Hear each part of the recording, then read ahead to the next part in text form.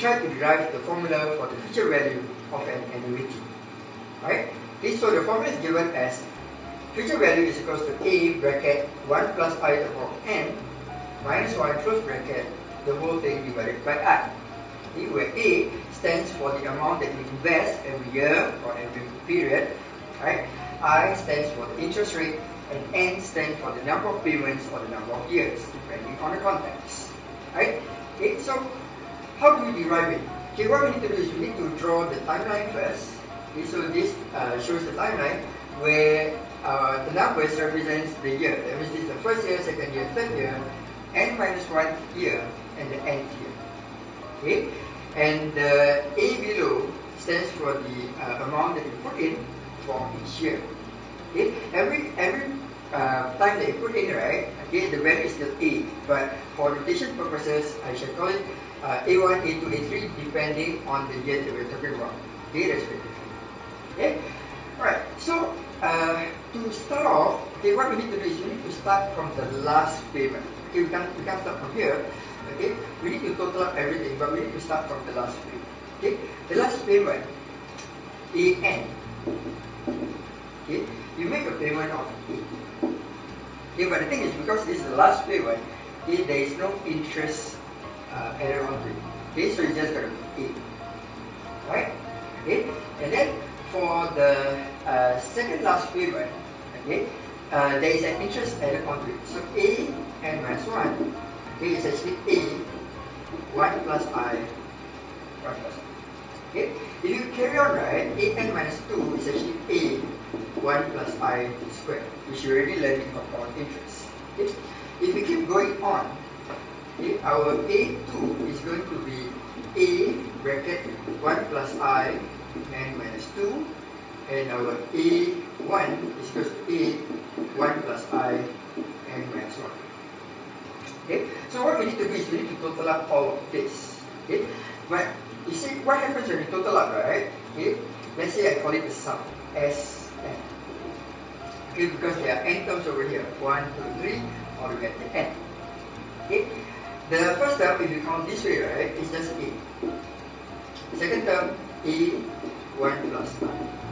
Third term, A 1 plus I squared.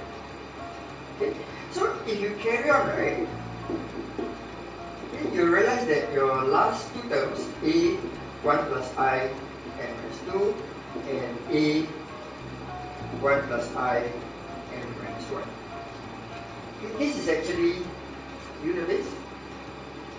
Okay, this is actually a geometric sequence. Okay, where the first term is A. Okay, and you see that to get to the next term, you need to multiply by 1 plus I. To get to the next term, you multiply by 1 plus I. Okay, so therefore the common ratio is 1 plus I. Okay, so our first term, right, U1 is A. Okay, our common ratio is 1 plus I. Okay, and there are n terms over here. Okay, n is just n. Okay, so having a geometric sequence, right, we know that the formula for the sum of a series for geometric sequence, Sn, is given as such. Okay, first term, okay, and then we have Rn minus 1 over R minus 1. Okay, so now let's plug in whatever we know from here. Okay, so the first term, as we mentioned, is A. Okay, and then Rn, right, means R is now 1 plus I. Okay, the common ratio is 1 plus I. So I put a square bracket 1 plus I, okay, to the power of n, okay, minus 1. Okay. Over in the denominator is R minus 1. Okay, so there is this thing, 1 plus I minus 1.